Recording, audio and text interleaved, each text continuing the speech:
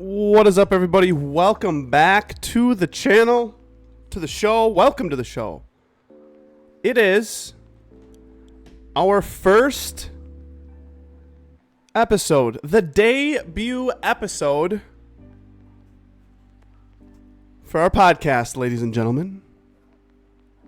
Stream Cheese is now live. Welcome to the podcast. We had a totally different intro screen made, ready to go. It is non-existent. So we pieced together all of the goodies for you folks tonight. We have a wonderful guest ahead of us. We're going to kind of hang out, chit-chat a little bit, get to know one another. Welcome to the cheesiest podcast in the world. But I hope you all are having a wonderful Father's Day. Happy Sunday, June 18th, 2023. I will be in the Discord chat later on this evening for sure. Yes, Blue. Welcome, man. Welcome. Hey, shout out to Blue. You my boy, Blue. All right, we're going to square away. Chat. So, I have to say, I was curious the other day, and I wanted to know what the heck the Liver King is up to.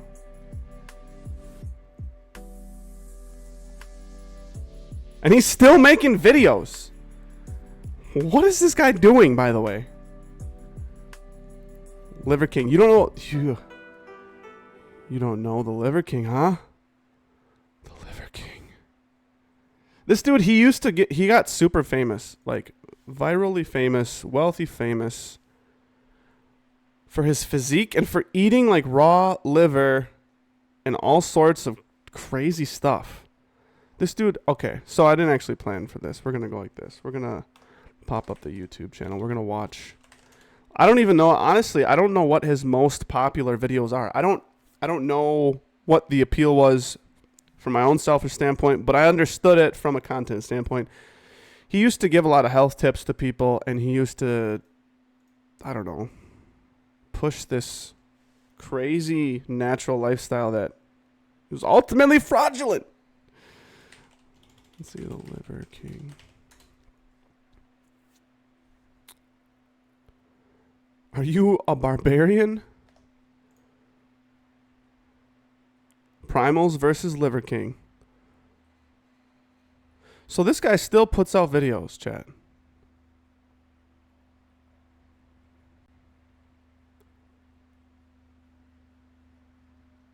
Yo, Dusty, you have nothing, absolutely nothing to apologize for.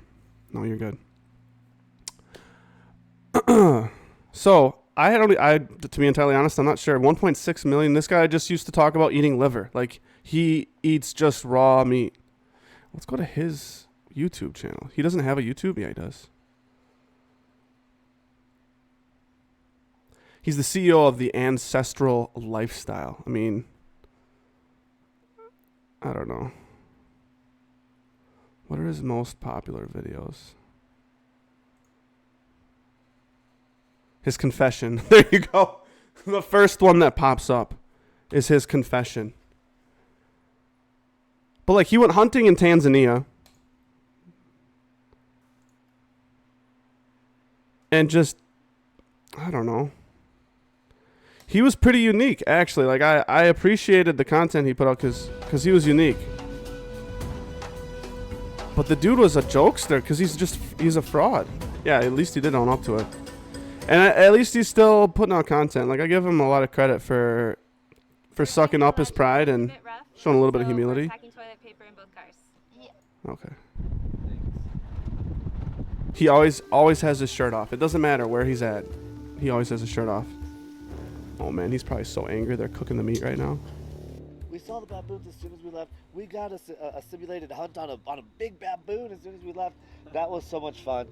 I think my favorite part of today's trip was actually What? the first lions that we saw, and it was just because we'd never seen lions like that in the wild before, He's and so to triggered actually right now. spot them and to see them and I feel like the only people that really like subscribed to his content were the kids that ate Tide Pods. Like they have to be the same people that subscribed to his content. Because anybody that thought you could get, okay, like look at this guy's physique. And he ends up admitting he was on steroids, chat. He told everybody, I'm not on steroids, I'm all natural. You got to live this lifestyle. And then he would sell products. I don't even know if he had supplements or what. I'm assuming he did. But this dude was just absolutely jacked in ways that it's just really not possible without steroids. There's probably been like one man ever that's actually looked like this that's been all natural. But I don't know. What does this world come to?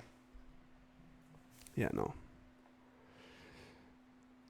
You don't just look like that. No.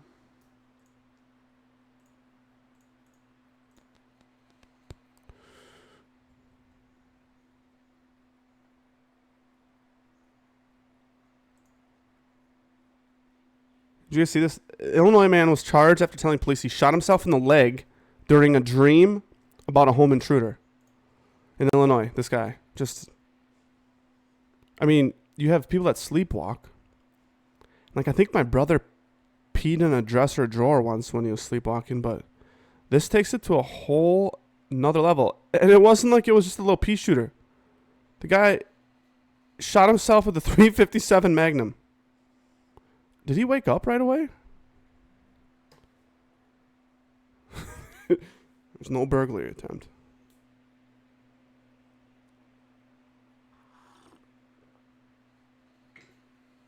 Like what? Is this him? No. This is a different guy. This guy's bad. This guy's bad news. This guy's just dumb. Get him off here. We don't want him. We don't want him. We don't want him.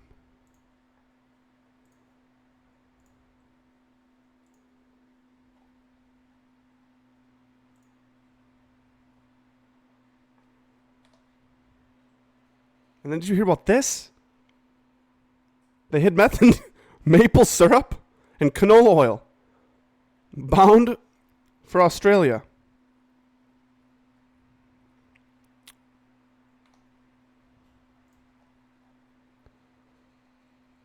A drug syndicate that tried to smuggle tons of methamphetamine from Canada to Australia and New Zealand by hiding it in shipments of maple syrup and canola oil has had its ruse busted. When I first saw this, as I was getting ready for the podcast, I'm like, I want to talk about this. I'm like, the way I read it, I'm like, they put it in to the maple syrup. But, that's actually genius.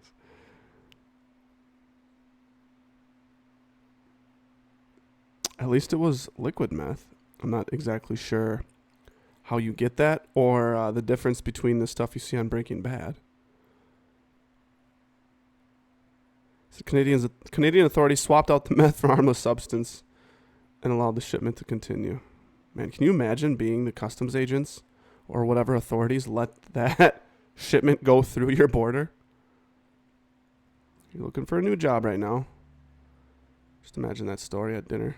Honey, I might have messed up at work. I think I lost my job. What'd you do? I let a ton of meth go through to Australia.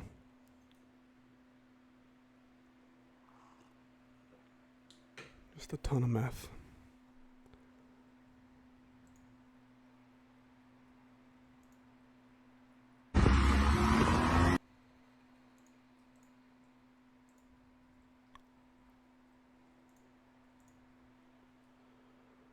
First thing I see on Reddit is a crash. You know it's going to be a good night when the first thing that you see on Reddit is a crash. You absolutely know the first thing. I literally just watched this for the first time. I didn't even want to show this at first. I thought he was going to skin the back. Nope.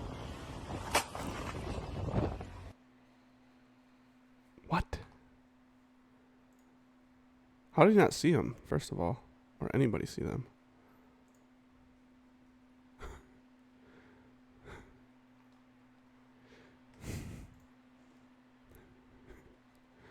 Yes. He's just pandering to his audience. A brief pause for laughs. Yo, I want to get a pair of ridiculous pajamas so that when it's pajama day for school or whatever, and I drop off my kids to school, that I show up. These would be perfect to embarrass my kids with. Absolutely perfect. So, chat, for those of you who are new to the podcast, anybody listening to the podcast, I keep saying chat. We have a live chat right now because we're broadcasting this podcast on Twitch, twitch.tv/Colby with 3 Ys. Colby just like the cheese. I actually live just down the road from a city called Colby in Wisconsin. And man, you've joined us now for the cheesiest podcast on the planet. Absolutely. Here's some food for thought, chat.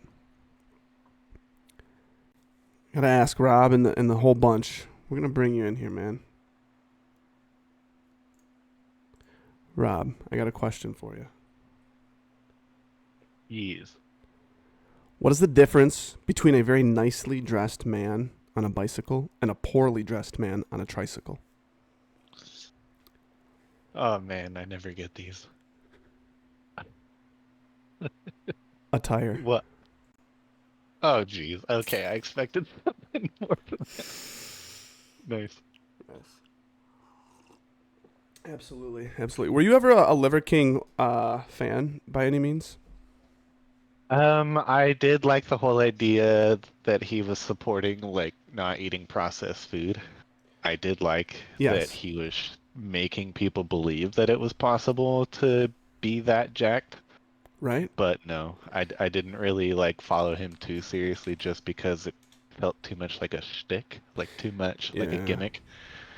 But And like it ultimately turned out to be. It's one thing if what you're promoting for content does kind of seem gimmicky, but it's just maybe the way you're delivering it. But it's another thing when it straight up is a gimmick. Like, look at this guy. He's just ripped out of his mind. But I do agree. I love that he promoted eating less processed foods. My fiance is a dietitian, and she's about to finish up her master's and take her boards. But she is a huge proponent, of course, of avoiding any and all processed foods in your diet. There's too much of it to begin with. But there's always such a fine line. It's like you see so many people that are like selling snake oil in so many different forms.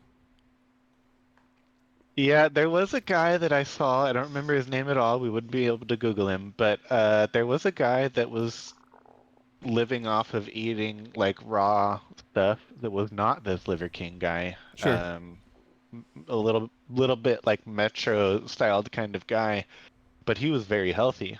Like he had like great skin, his hair was awesome, and he just was in really good shape. But he wasn't like this Liver King guy. Right. Like this guy is very much like that OxyClean dude. Yeah. Just very like, much. just like, yeah. Oh man, his commercials were the absolute craziest. By the way, If you can find one, that would be really cool. it would be An OxyClean commercial. What did he say? Get in.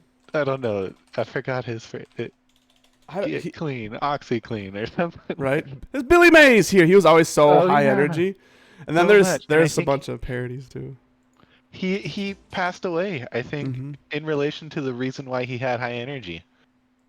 I think I've heard, yes. I think it was something about maybe this is my own things, but I think it was from drug use. He from hypertensive heart disease. And it was caused by the cocaine that he used. There you go. Concluded that the cocaine used caused or contributed to the development of his heart disease, and thereby contributed to his death. Not to put any shade on his name, but that's legitimately what happened to the man. But he was super high energy. Yeah. What would the commercials have been like if he was so much more chill and like not on that stuff? Right. Please just clean your clothes. Like, what do you... It would have been an instant meme for the worst reasons. Oh man. Yeah. Let's see, we got one pulled up here. Let's get this on. It's amazing. Watch how OxyClean unleashes the power of oxygen. making tough stains disappear like magic without fading or bleeding the hearing the audio colors. if there was one. For pet If there is messes, audio. OxyClean is a must. It there is goes audio. deep down below On the the pod there surface is, but not to in get the rid of the Discord. stain and the odor. Have you ever spilled chlorine bleach on your colored clothes? Well, OxyClean is tough He actually on seems stains mellow in this without one the compared damaging to. effects of chlorine bleach. If Maybe you he save one visited the pair of doctor. jeans, then OxyClean Let's go. Told him to slow down. Right. Let's go high energy. I mean, this dude was he was a legend, but he. Yeah. He's like, this guy can sell you anything. Like, Yeah. He's one of those guys. YouTube TV has no hidden No YouTube TV. We don't need your hidden fees.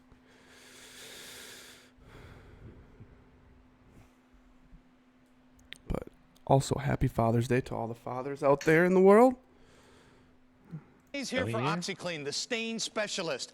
You're a Powered by father. the air Happy you Father's breathe, Day. Thank you, activated thank you. by the water that you and I drink. It's Mother Nature approved, then it's safe on your remember colored these. fabrics. Use it on carpets. OxyClean seeks out organic stains, pet stains, food stains. They get down into the matting, into the padding. It even takes red Into the wine and matting, grape juice into out the of white padding. carpeting. It cleans, it brightens, it eliminates odors all at the same time. Don't just get it clean.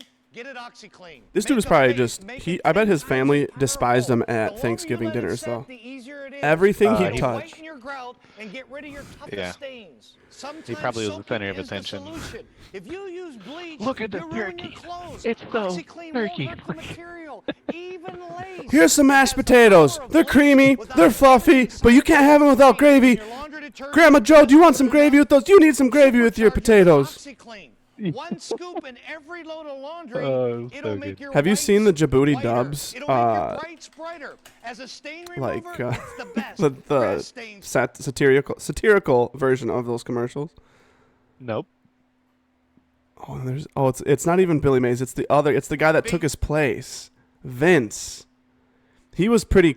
They both. Okay, so Vince, Chop, Slap commercial. Okay, so then there's these ones, the Chop Slap commercials. I forgot about these. I just kept thinking of the parody video, and I forget about this guy now. Hi, it's Fitz with Slap Chop. You're going to be in a great mood all day because you're going to be slapping He's your high troubles energy away too. with Slap Chop. Now look, here's a potato.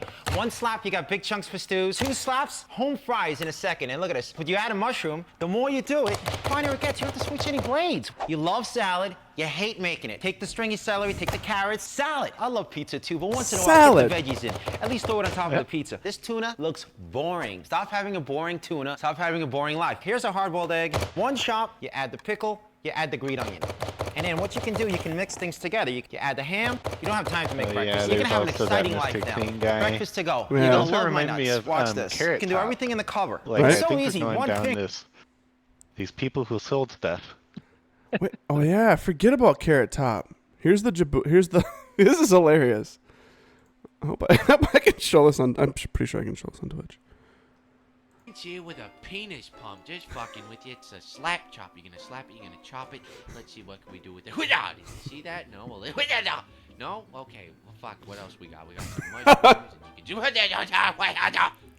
If you've slapped a hooker, you've slapped a chop. It's the same shit. You can just chop it. You can just you can slap it. Look at this meat. It's not kosher. All right. But those guys were classic commercial personalities. Do you remember Miss Cleo back in the day? Oh yeah, call me now for your free reading. Like every single time you had the TV on, any time past like midnight, her commercial was gonna play. Call me now for your free reading. Yeah. Didn't that end? Didn't she get like busted somehow? I don't know. Did she? Yeah, I remember hearing about something where she got like called out for being a spoof. I mean, I guess nobody's surprised about that, but some like evidence came out or something. Oh yeah, she got charged with. Feds accused Miss Cleo hotlines of fraud. I don't know if it was her in particular, but this is what Google pops up. In 2002, the FTC charged the company's owners and Harris's promoters, which I'm assuming her last name is Harris. We'll look in a second. Stephen Fetter and Peter Stoltz with deceptive advertising, billing, and collection practices. Harris was not indicted. The network had billed its victims for an estimated $1 billion back in 2002. They had a $1 billion hotline company. I mean, the ads were everywhere, so like I'm kind of not surprised. Yuri Del Harris. Oh, she passed away in 2016. Calling me now, free reading. I wonder if she saw that coming. I mean, she had to. If you've never had a reading from a real psychic, try us right now for free. Your father had a stroke at a young age, did he not? Right. Did you get strep throat a great deal in your late teen years? Yes, I did. Okay. His eyes are almost spooky. They're so pretty. That would be my ex-boyfriend. The 5 of swords is next to him, and that means that I wonder he is if away. I wonder which company's got these old You think 1-800 Cleo wasn't numbers. gonna see that? Oh, You I knew didn't you think were. Cleo wasn't gonna see that? She probably had such good conversations at Thanksgiving, though. But put her and Billy Mays my at Thanksgiving. Oh, jeez. So for those of you who don't know who we are here on the stream or on the podcast, my name is Colby. We are debuting and airing our first ever podcast called Stream Cheese. It's going to be the cheesiest stream in the world. Really, we're just going to take, for the first couple episodes, we're going to bring some people on that we hold dear and near to our hearts, have a little chit-chat with them, talk about all sorts of stuff. We really just want to try to promote as much positivity as possible. Before we get into that, a little bit about myself. I'm a hard-working man. I'm a single dad of sorts, engaged to a beautiful young woman who is kicking butt right now in the world, trying to save the world, making the better place as well. But I work at a paper mill, and a lot of crazy stuff happens. That's what really kind of motivated me to start talking more and more to just people in general. Is all of these people have such interesting lives, and the place is so crazy. As I was working the other week, we got a video from a paper mill that operates very similar to ours. There was this massive explosion, and we're watching it. And I'm like, you know what? I want to start bringing this kind of stuff onto my stream and incorporate into the podcast, because there's like you go through life with blinders on of sorts, and you are, at least in my own experience, I feel like a lot of people, including myself, you go through your own fishbowl within a fishbowl, and you have such isolated experiences on a day-to-day basis that there's worlds out there that and lives that are being lived that you may never come across, even today in the day and age of the internet. And what I want to do here on our beautiful podcast, the Stream Cheese podcast, I want to connect as many different people with different lives and lifestyles together. And I want to create a place for people to come and, just like every other podcast you see, talk and share their stories. And I love the family that we've created. For those of you who are in the stream right now in the chat, I'm going to link the Discord as well. You can get involved, and we have all sorts of different people that are a part of the family in our Discord as well. But there was this explosion. These guys were waiting so I particularly work in the boiler room. And in our power department, we make power for the whole mill. There are these giant boilers, and then when you're making paper, you also recapture a lot of the waste. You recover it. There's a part of that process called recovery, and they also utilize boilers, and they burn other things. And this boiler in particular these people were waiting to deliver some logs, and one of their boilers blew up. And this is how frickin' big, just a one boiler explosion. It's like a frickin' bomb. Wow. The fucking mill just blew up, he says.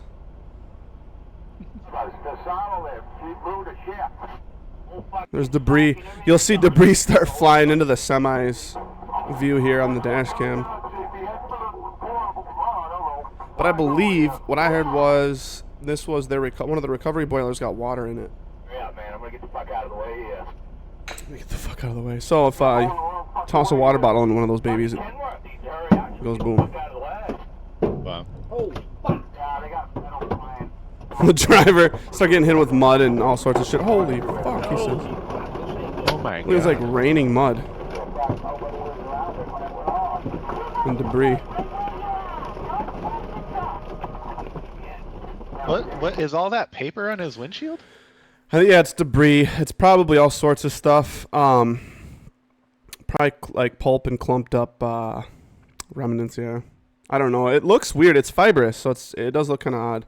That looked like mud at first, but you see these fibers, and it's probably pulp and paper and also I don't know. It could be all sorts of different things. I believe they evacuated the mill before that took place. I don't know why if it was evacuated. I'm not sure why nobody knew on that radio feed. That's what confuses me, and I don't know why those semis were still waiting to weigh in. It doesn't make sense. I heard the accent. I was like, oh shit, that's a Mainer accent. No, I do not believe anybody got hurt. Shortly after it was reported there was no injuries or deaths, and everyone was accounted for. So no, not that we are aware of. For those of you who are electricians, man, one of the things that like blew my mind when I first started working here, because I came from a totally different background. Before I started having kids, I was in real estate, and through my experience of having kids. But I was in real estate for like 10 years. I was a bartender, waited tables as well in college. But I started my young life out of school as a realtor, working real estate. And so there's some of the stuff that I experienced right off the bat. I never experienced, and there's all these guys my age who've been in and out of like laborious careers and work, and it's like so second nature to them. But this whole new world that I became a part of, I was like, holy shit, this is crazy. This is like you could make a sitcom and a horror movie all in one with some of the stuff that goes down. But like for especially you electricians out there, when I saw an arc flash, I never even knew what the heck that was to start with. They're wild. They make you go boom. I think this is About 15 years ago, I conducted my first knowledge of what an arc in a box compliant for testing clothing in North America. The open arc is the type that we use for testing clothing in North America. Worker, where the electricity is out toward the arc events are from an open arc. An arc in a box is a common arc event where the arc event occurs in a box and the containment effectively forces the energy out toward the worker. Where the electricity is fed from will determine the arc direction, which can be much greater than calculated by software. It happens so fast too. That's what it looks like. It's like a explosion. We see his torso just getting expanded. Is usually associated with a medium voltage or a high voltage contact event. The arc flashes are no joke. I always wonder when I learn about this kind of stuff. I always wonder like how many human beings did it take to learn what the heck was actually happening and how to not go boom. Can you imagine? Oh, that's funny. Something similar to that is how many humans did it take and how many different animal body parts did we eat before we realized what we could not eat? Right. And what things got eaten. Mm-hmm. Like, imagine all the claws and crap that people probably ingested. Right. I mean, we're talking about being able to eat intestines and tongues and brains and eyeballs and right. I think you can even eat anus. Oh, some animals. I think you can. I wonder. Oh, that makes me gag. Thinking about. Imagine the like lingering taste and smell. Like if it, I would imagine. So you grill it up. It's just like I stepped outside tonight, and somebody was grilling something delicious, and the whole neighborhood could smell it. Imagine grilling up some anus. Oh my god. It'd be like onion rings maybe if you grill it. Oh no. Oh my goodness. Yeah, I mean, well, then you always have the crazy grandma or aunt who's like, oh yeah, like eat that extra, like, oh, it's okay if you get a little lobster shell in you. It's good, it's good. Imagine like all this stuff while they were discovering this kind of stuff. You're like, oh yeah, you can eat the claws and the whiskers. That's good protein. It comes out the other end immediately. Ah. Yeah. And we can eat like duck throat gizzards. That's another thing that I haven't done yet. Yeah. I'm good with that. Yeah. I mean, I'll try a lot of stuff once, to be honest, but once. Some of this stuff is a delicacy. And I give it to my kids. I give them a lot of credit. They're super open-minded, and I hope they continue and always are open-minded. But they were telling me, because what were we talking? Oh, there was a big June bug in the back as we were leaving one night, kind of at dusk, and said something about like my daughter kind of shrieked at first, but she was real curious, and my son was real curious, and they said something about how, do you think we could eat it? I'm like, you could. It's probably not gonna taste great, but my daughter says, was it gonna kill you? Oh, no, it's not gonna kill you. It might make your tummy rumble a little bit. And my son right away goes, well, in some cultures, it's a delicacy. And I like look at him like, where did you learn to speak like that, young man? Like, look at you, just a wealth of knowledge. Maybe get her on the podcast. Yeah, indeed. They were having a blast at our Father's Day celebration. They were, my son was dodging lawn darts. So you ever want to make, if you're an uncle or an aunt out there and you want to just see your brother or sister become a nerve-wracked mess, play lawn darts around their kids. But he was actually really good, and it looked like, because it was kind of down the pipe, I'm like across the yard, it looked like he was super close to some of those darts. I'm like, oh my God. And then my daughter kind of just babysat her younger cousin for a while. She was having a blast. Of course, there was this like water table that was out. They're super cool. It's like the perfect way if you don't want to go to the pool or even like set up the sprinklers. There's this water table, and they kept dumping water on each other. And of course, they go through any outfits they have there, and they're sitting there sopping wet with no swimsuits on. Mm-hmm. Just savages. Good times. Just savages. I think I lost my video. We're good though. We're good. Hey Rob, why shouldn't you wear glasses when you play football? Oh man.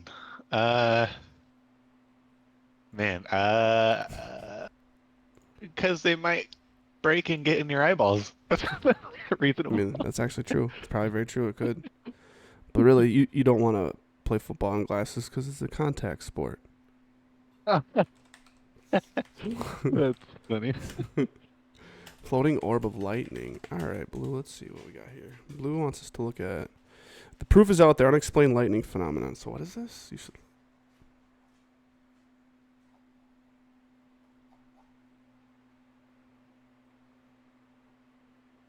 Orb phenomenon that happens with lightning. What is it? Floating orb lightning. Ball of lightning. What am I looking for, Blue? Strangest weather on Earth. Cole, he's my miracle child. All right, Cole. Just need to chill out there, Cole. Lyons, Colorado, June Have you 2001. heard Is it a firefly? Of what? Is it a plane? Of cymatics. No, I have not. There were two All right, really bright we can lightning bolts. look at that right after this. I love it. And right in the middle, for about 10 seconds, there was this glowing ball of light.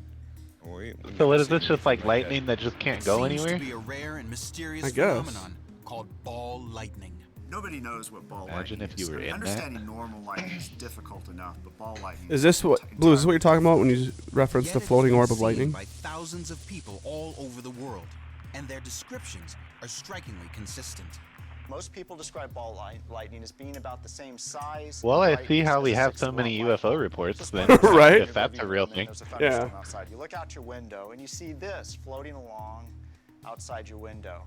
You then see it comes through the glass into your living room, approaches you, and then suddenly either exploding or quietly disappears. That's how people describe ball lightning. Or every UFO ever. So is that what we were looking... Okay, gotcha. Rob, what did you ask if I have heard of? Cymatics. It's CYMATICS. There are videos about this, and I believe that we could combine them with 3D printers, and you'll see what I mean. To build like massive structures, basically. This is crazy. So is this radio waves or just frequency? It's frequencies basically visualized from sound. Like you put like sand on a tray or water on a tray, and it literally will show you and the different, there you go, that's another one. So different like bassier sounds versus high treble sounds. Sure. And no bass at all have carry different, momentum completely different and patterns. information through the universe. And they They are they all around create like us. beautiful shapes, almost Light like waves, ocean waves, sound I don't know. There waves, was like stuff that you and could many like others. color. I don't know if you like see like these pattern Sound pictures waves or are whatever, and pressure you like waves color them or caused whatever. by physical I don't know interaction. what they're called. They move through matter, and and in doing this looks so, like But cause basically, it to vibrate. kaleidoscope almost. In this try to do experiment, cymatics two with sand. techniques are used to visualize sound I feel like this video is all liquid, Water and I resting in a think low sand shows frequency a lot speaker. more. There you go, that first one with the sand. Yep, that one's fine too. Yeah. If you want to find the secrets of the universe, think in terms of energy, frequency, and vibration. Nikola Tesla.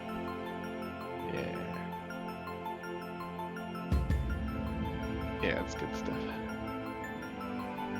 I guess I didn't realize that that's what this was identified as. This is really cool. Yeah. Blue, you saw a video where it went down a street and it was arcing off all the power lines and cars. That would be crazy. I would think that the end of the world was coming. If you didn't know what an arc flash was and all the cars and power lines were arcing, whew.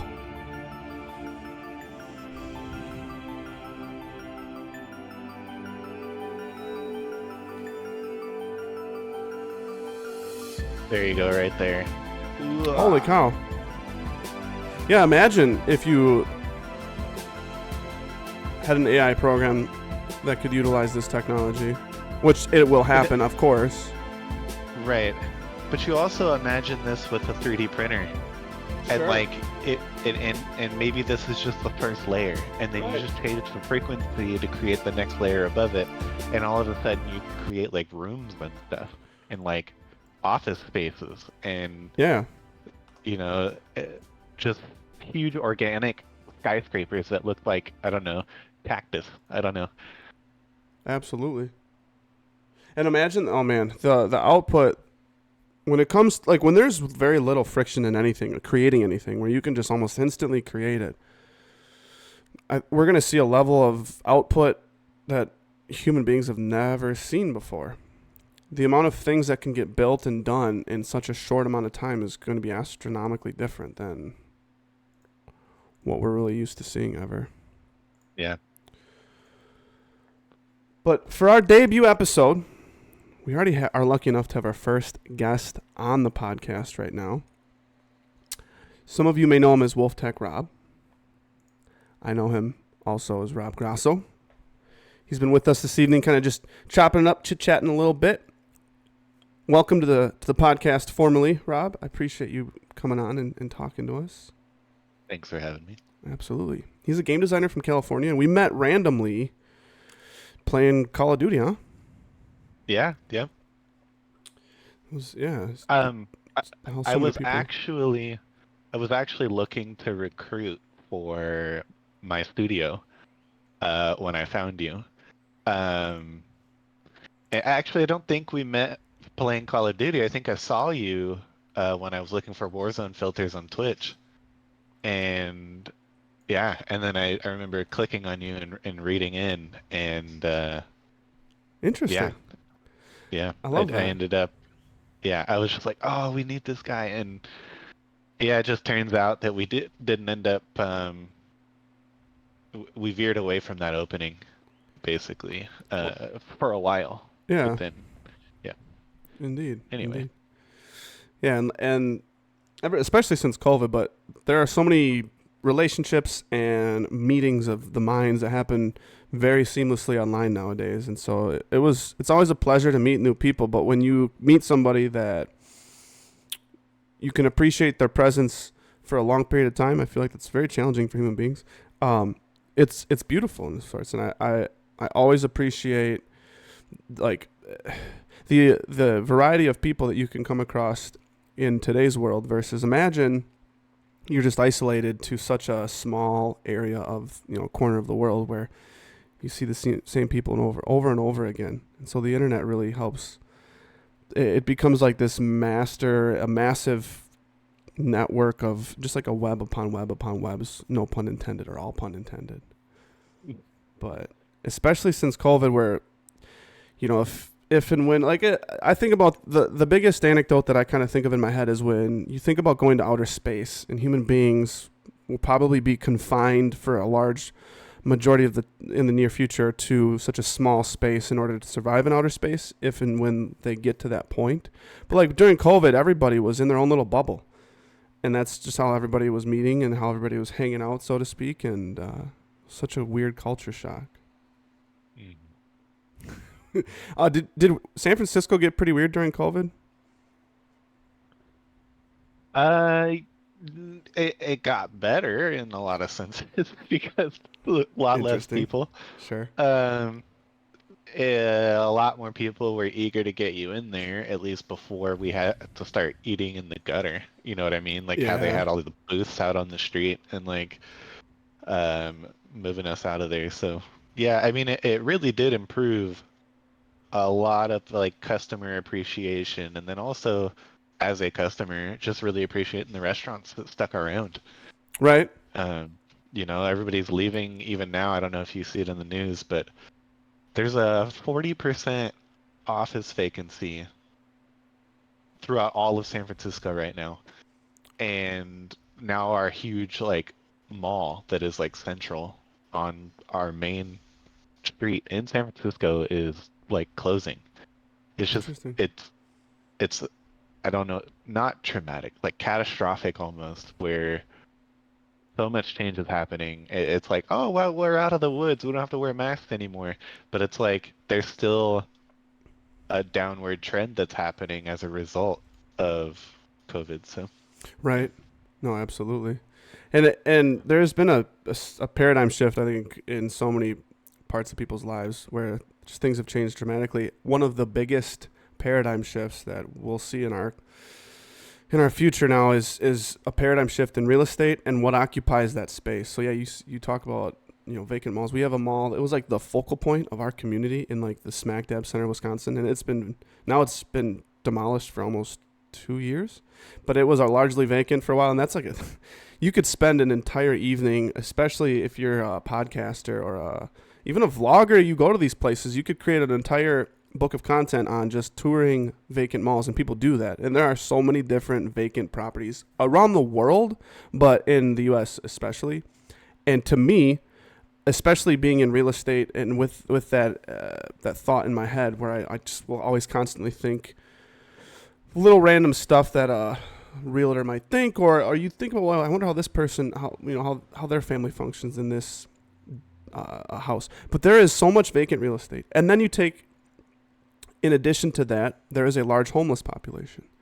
And I'm sure you, in your corner of the world, Rob, you guys see it so frequently, and it's so rampant that I am astounded that there's still such a disconnect between the amount of vacant property, especially since COVID, in relation to the amount of homeless people and the amount of money that just flows around the streets in general. You have so many wealthy people. So you have so much money in wealth, I guess is a better way to put it, a small population of wealthy. But there's so many people that are homeless. It's crazy to me. yeah, it doesn't really make any sense, but they're talking about changing the financial district, which is where people work. Okay. All day. Now that people are not working in San Francisco, you can work remote. So they're like trying to level it out now, where an entire district will have housing and grocery shopping and all of that. And so what I think is going to end up happening on top of everybody leaving and that initial drop in rent, compounded with all of these new houses and stuff coming up, like I think rent's just going to keep going down, and eventually the cost of rent here is going to be the same as it is in like rural like Albuquerque, or like it's just going to like average out. The only difference though I think is there's going to be a recovery for people who love weather. Like the weather here is phenomenal, and we have all the landmarks of like the Golden Gate Bridge and Coit Tower and Pier 39, like all these. It's beautiful here, so I think overall there's going to be a recovery, and it'll still be a concentrated hub of some sort. Mm-hmm. Well, I think But you hit the nail on the head too. The weather isn't something that you can't replicate in other parts of the country, and exactly. that's just like one of the fundamentals of real estate and how those markets operate in general. It'll be cyclical for sure, but you're always going to have people that want to hang out on the beach and have beautiful sunny weather for the majority of their year. Right. Yeah, there's that and the views. Like we're surrounded by the ocean. Yeah. And so we have lots of mountains or I guess hills. We have Twin Peaks And Rebirth Island. I mean, you guys do have Alcatraz sitting out there, so. yeah, and then we're not that far from you have Alcatraz, Sausalito's huge shopping area, and then there was like East Bay where we have all these marinas and Alameda, which has a bunch of like huge it has this huge marina park. Okay. I can't remember exactly what it's called, but we have all these like we have a CorgiCon, I think, just moved over there from San Francisco. Nice. And it's literally just corgis running all over the place in costumes and stuff. And we have a Fleet Week that happens right here in San Francisco. So like all these things, like sure the tech companies and their headquarters might be relocating, but you're still gonna want to like step out and have that luxury of the weather and the views and I don't know. Yeah, no, I absolutely residual. Agree. Yeah. Exactly. Somebody in chat says, "Eat the rich with A1 sauce." I love A1 sauce. Rob, are you a steak guy? Do you like steak? I will not order it a lot, but I do like it when it is done well. Like I'm the kind of guy that's open to spending $100 on a steak because it's gonna be good if a restaurant prices it at that point. Yes. And I love A1 sauce. Okay. Unfortunately, have you guys ever put A1 sauce in your spaghetti? No. Like, so is it with the actual spaghetti sauce in addition to, or is it just the spaghetti pasta and then A1? That's up to you. You can do it with just so I used to do it with A1 sauce and like meatballs or ground beef or whatever, but you can just do it with like standard barbecue sauce, like Sweet Baby Ray's or something like that. And it's like my partner now is when we first got together, I'm like, have you ever had barbecue spaghetti? He was like, no, don't, like that sounds horrible. And we did it, and she didn't love it. But for me, I was like, having spaghetti all the time, barbecue sauce was a nice mix. Like, Right. It was good. Yeah. My fiance turned me on to, she, as a kid, she would melt the shredded, like usually cheddar, but like a cheddar jack mix. You just get it. You can get it in bags. She'd melt in a bowl that shredded cheese, usually cheddar, and then she'd mix after it would be melted in the microwave. She'd mix it with barbecue sauce, and that'd be her snack. Oh, so we talk about cheesy, and that's the dietitian talking, by the way. So, but it is delicious. Don't let it fool you. It is underestimated. But yeah, I'm gonna have to try some A1 in my spaghetti sauce for sure. Barbecue spaghetti. Even if you have normal spaghetti and you just want to try it, put like a drop on a fork with the spaghetti on it already, and just try it like that, and your brain will like explode with glitter. I don't know. Open to a whole new world. Yeah. I love it. So Rob, I gotta ask, because you are very passionate about game design, and I'm in utter admiration whenever we talk about it. I want to know, how exactly did you get involved in game design? Because you didn't start your process in life thinking that you would go this direction. So where the heck did you even, what fork in the road led you to game design? So I started this community in 2012. I was playing StarCraft all the time. And it was just a little game developer or like modding community for StarCraft 2 and the arcade. And there wasn't a community, and I just wanted help. I just wanted to like figure out how to do it. I had so many questions about their editor and like how to do things, but the online forums and stuff just weren't enough. Eventually, I got up to like 60 people. We called ourselves Team Genesis, and the whole idea was that if we approved each other's projects, like enough of us, then I'd put the Team Genesis stamp in the loading screen as like a watermark kind of thing. Oh, sure. And then that meant like some sort of branding of being like, okay, people checking out our game, eventually it's going to be like, oh, they know it's going to be good. That was the plan. So at first I just needed help figuring things out. It grew to having a lot of people. And then I just got super passionate because as like the leader, I had people constantly coming to me for what I didn't know was a profession at the time for level design or for Sure. game design or scripting, which is like visual scripting. Yeah, so that's kind of how it started. And then like 4 years later, I was still doing it, and all the while I was. Now this was just all like like to you it was just a hobby at the time. You'd, in addition to whatever you had going on in the day, then you'd start working on whatever you had a passion for. Yeah. So I had like a job at Kohl's. I didn't even have a car. And I wow. remember like I was like riding my bike and it was super foggy out on this like country road and these semi trucks. There's no sidewalks and these semi trucks are just blowing past me and they couldn't see me. I see their two headlights coming right at me and it's like, "Oh God." And I White remember just knuckling it. like yeah, like I can't even feel my knuckles because it's freezing and I'm just like oh, like so scared. And I get to work, I'm drenched in sweat and because of all the fog and being nervous and also probably because I was late and I need to go a little faster. Um, They always and tell it's you, well, just- you should have left earlier. Well, Yeah, Deborah, right. I wanted to make a cup of coffee for myself, Deborah. Right. And so this was a part-time job, or I Okay. just got hired. I guess it was seasonal, and I didn't really know what that meant at the time. And all of a sudden, I showed up, and I didn't have a schedule, and I was like, okay, so like, what do I do for my next paycheck? And so I got home. They just I was all conveniently like, left that out. They're like, you know what? We're not going to really tell him this is a seasonal gig. We're going to let him figure it out on his own. Right. Because he didn't read Yeah, the one cover letter on the website. So was this in San Yeah. Francisco? No. So this was about an hour east in Manteca, Okay. California. Yeah, out in the valley is what it's called. Sure. Yeah. So when I had that and I left, I was like, well, what am I gonna do? Like I I was applying to Best Buy. I applied at Costco. I applied at like all the places just for like anything, any work. Right. And I'd get home and there wasn't any like I was just like bummed. Like I felt like I was worthless.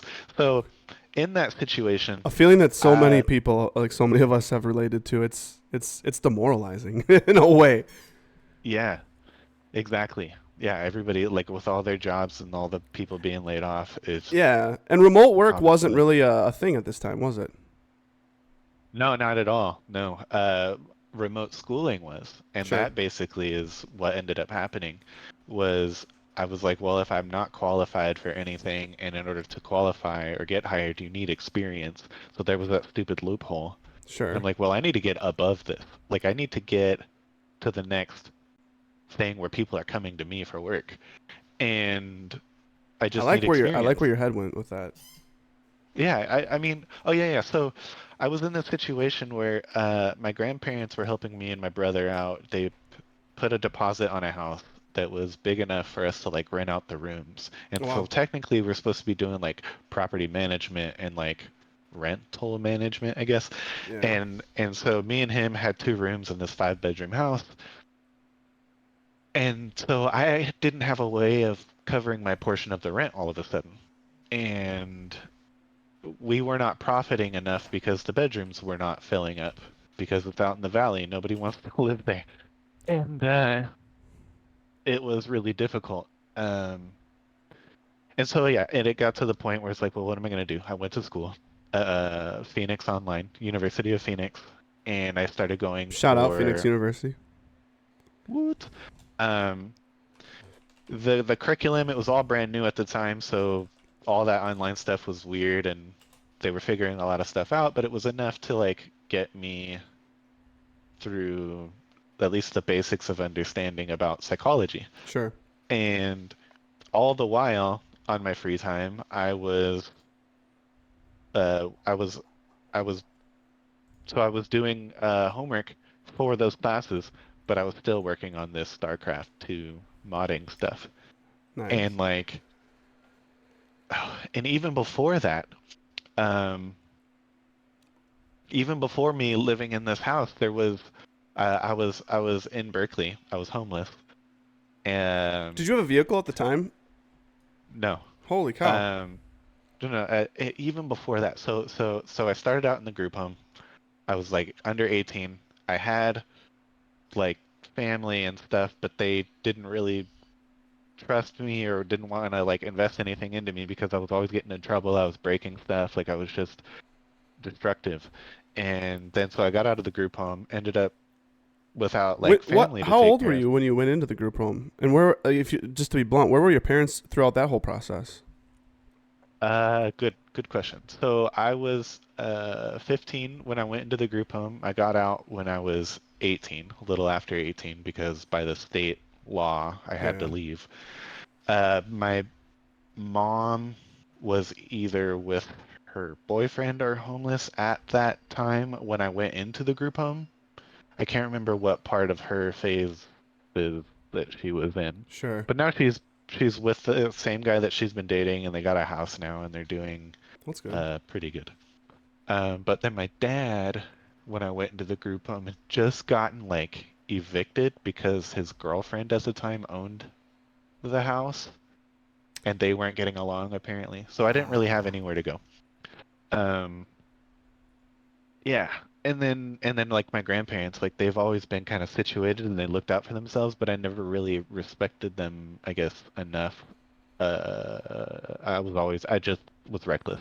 And so anyway, um, went to the group home and then I got out and I went into the being homeless and I got accepted into this transitional housing program. And all the while I had a laptop. I did have a laptop. My grandma had this old like gateway that she was using for paying her bills or something. Sure. And it Had the just could trackpad on barely. there. Yes, it did. It had the trackpad, Nice. and it was like that thick, like it was beefy, and I had to carry it around. But I was very thankful. It was all I had. Right. So as soon as I got into the transitional housing program, I had this laptop. I had a counselor at the time being like, "Well, what are you gonna do? What do you like?" So I finished high school through an adult school. All the while, I had this laptop using it to do homework, but I was still doing StarCraft, like checking it out, tweaking the levels, and just like figuring stuff out. And then I started the community because I had all these questions. And then I left Berkeley, went out to Manteca, and that's when I had the job at Kohl's, still doing the stuff on the laptop. Sure. And then I was just like, okay, I need to go to school. And while I was doing my homework for psychology and like bashing my head against this thing that I was somewhat interested in because of the background of being homeless and being in the group home, it's like psychology was still like a passion of mine. But eventually it became something that didn't pay the bills either. Right. So I graduated with my associates and was like, okay, cool. What can I apply for now? Nothing. Yeah. It was like, oh, like you get to go back to Kohl's. Yeah, exactly. I was like, now I'm just overqualified for Yeah. Kohl's, and so they weren't going to hire me. Um, and so at that time, when I finished that, I was married, and I had a kid, and we were in North Carolina at the time. Oh wow. And so I was still doing the school at I had left that 5-bedroom house in Manteca to get married, and I like went after that and was like, okay, it's time to like get my life going. And Yeah. do How stuff. did you meet her? We had a rager kind of party at this house in Manteca. We had like fog machines and laser lights going on. Holy and, like, cow. 80, It was like a 80 people legit showed party. up. Yeah, people were jumping off the roof into the pool. Like there was some skinny dipping going on. It was great. What was that party movie? Where they throw that epic. It was a blockbuster, like maybe like mid 2000, like 2010, 11, 12. What was it called? Somebody in chat might know. Anyways, I'm sorry, Rob. Keep going. Project X. Yes, Project X. Okay. So after all of that, got married. She was in the army, and the only way for us to be like together, and get the benefits of her being in the military, we had to be married. Sure. And so that meant that I had to leave the support and comfort of the house that my grandparents have helped us get. Yeah. And move out. So gave the house management stuff to my older brother. He eventually let his friends move in, and they didn't really like. I don't know if it was just his friends, but anyway, basically people weren't paying the rent at some point, and we lost the house. My grandma had to evict everybody there, and then she sold the house because she was sad. Yeah. And yeah. So I was in North Carolina just being like, you know what, I can't do anything about the house from here. I'm just going to live my life the best way that I can. Associate's degree came, and there at some point, it was actually really crazy. Is I was doing my homework, and all of a sudden I heard all this screaming going on, and I remember like turning around in my chair, and like I saw feet dangling, like from the balcony above me, and I just, I They don't were know. I just feel like suspended in like hanging from something. they were hanging from the rail above me, from the balcony above me. No, they were trying to jump, and they had some sort of mental challenges that they were dealing with, and I like paused my psychology homework to get up and go help someone who was psychologically distressed, I guess. Mm-hmm. And I like reached out and I pulled her in, and we like fell into the apartment, and then the police came, knocked on the door, social workers came rolling in, and it just was crazy. So I had like an opportunity there, and they never responded. There was a social worker, mobile crisis unit is what it was called. Sure. They were like, when you're ready, you reach out to me and I'll take you on as like an internship or something. I was super excited about that. Yeah. I even had like my clothes ready by the door. I remember like stacking it up and just being like, if she calls me, I got to be ready. Right. And so I put it by the door, and they never called. And it was just like, I had an opportunity right there, something that could have been so real. If this was the best shot that I was ever going to have and it didn't follow through, you took that psychology as a sign. is not working. Yeah.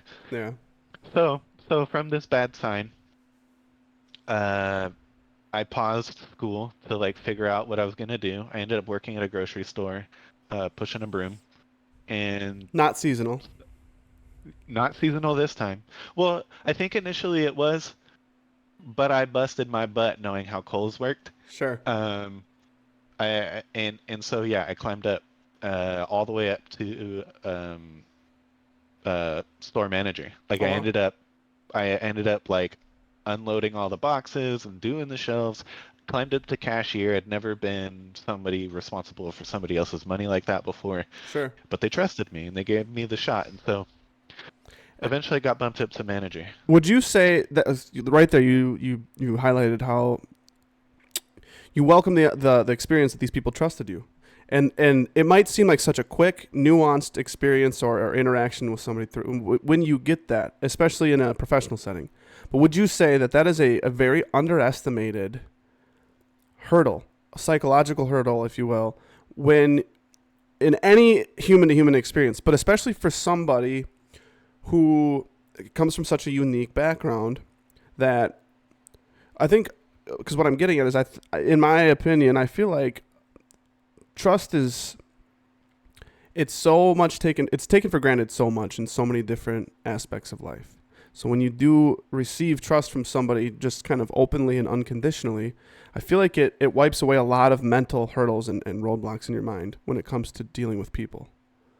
Absolutely. I think a lot of people get exposed to new opportunities when they're trusted first. And Right. like you can't help somebody shed any kinds of labels or believe in themselves until they're trusted first. So, there's always a hesitation and a being guarded to someone who's like a criminal, right? And you Right. don't give them the shot. Well, all you're doing is reinforcing their the label. But the same thing for someone who's inexperienced applying for a job. It's like you're not going to give that person the shot to prove themselves. Well, then what's that person going to do? Right. You've You're limited keeping their. them in. Yeah. Yeah. Yeah. And So yeah, and there's been enough humans that have existed where sometimes those scenarios, the outcomes of those scenarios can be very predictable depending on whether you enable or enhance a variable or take away. So like when you are reinforcing and you're taking away that variable where it's like you can't trust another individual or you don't give them left with any options to move forward with the lifestyle that they want to live in a positive manner, you take that away. Those outcomes that come out of that scenario are very predictable in a lot of respects. right. Yeah. Especially in the cultures that we live in. I think in all walks of life and in all corners of the world, those outcomes become predictable. But you ended up going back to school. How did you get involved? How did you make the transition and the jumps? You talk about mental hurdles. Going from going to school for psychology, and you have moved your lifestyle now across the country and you've started a family. There's a lot of mental hurdles that take place to now you don't even know what you're going to be doing with both your career and then your schooling and how to make those kind of gel and make a career out of it. Yeah, so I was working at that grocery store, and then I'd been there for about a year and a half, and I was the manager or whatever, and I was coming home, and we still were broke. Like at some point, we couldn't afford milk. Like our daughter was born, and it just wasn't enough. And it's like again, just like the Coles experience, I'm like, well, what am I gonna do? Like I lost my job. I'm still not making enough money worth something. Right. So with my daughter being born and realizing we were still broke, even with my ex-wife wife at the time being in the army as like I think it was called an E5. She was Sure. an officer and she was getting paid pretty well. But with the rent and everything, we weren't like on site, on base or whatever. We were off. Sure. That cost a little bit more. Oh yeah. Yeah. So it just wasn't enough. And so we had to I had to figure something out. Plus, okay, so that relationship was super toxic. She was very physical and I was very non-confrontational. Like I would be like doing my StarCraft stuff or whatever, or playing or whatever on the computer. And once I got my associate's degree, my mom had sent me a whole bunch of money for this computer to be built. Sure. And so it was like a big deal, a little bit sentimental. So I was always playing on this, but my free time was dedicated to taking care of our daughter. Sure. And for your mom to do that, to have the resources to give you a gift like that has to be pretty special, especially coming from the lifestyle that you guys used to live. Yeah, exactly. And she didn't have much. Right, exactly. So yeah, it was a big deal. Yeah, it was a really big deal. But the thing was when I would do that, I was using it either. I mean, okay, so my daughter's name is Citrine, and once in a while she would come up I like that name. and hold the power button because sure. it had an LED on it, and that's fine. But then there was some times though where it was like super critical and not so good when me and the ex-wife would be like arguing, where she was like threatening to demolish the entire setup. And it was just like that's a lot of money that you could possibly damage from killing power in the middle of something going on. And like, it's your lifeline to your future too. Like that's something that I think in our culture, especially with how new computers and how new the internet really still is, that's a really important, again, psychological barrier that not a lot of people think about or talk about enough or identify it at all. That can be. You talk about like for instance, that'd be like taking away schooling in a sense to a lot of people, traditionally speaking, and that's your pipeline, that's your gateway to your future. Yeah, I didn't know that at that time. Because Right. I wasn't using it for school anymore. I was just using it to play. And I Sure. get that like my ex-wife's frustration is that I wasn't employed.